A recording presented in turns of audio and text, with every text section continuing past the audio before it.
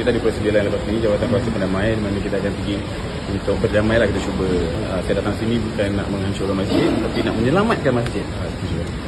Walaupun jumpa isteri saya tak bercakap lepas 2 bulan, okey lah, dapat tengok saya tengok dekat social media je.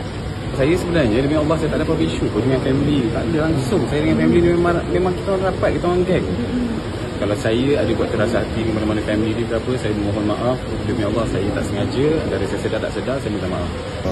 Saya haraplah sebenarnya untuk jumpa dengan anak saya. Itu yang paling penting.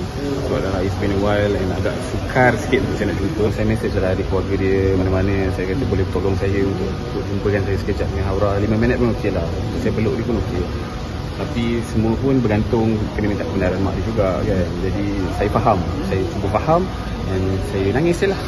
Sebab saya tak cuba, saya dah usaha demi usaha, cuba untuk fix sebanyak yang mungkin, selama yang mungkin saya bertahan.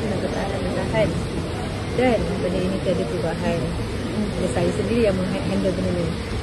Saya kepada keluarga ramai dahulu untuk berbincang pasal hal ini dan beritahu apa masalah saya dan kenapa saya itu berlaku begini dan sedemikian. Tiada perubahan juga.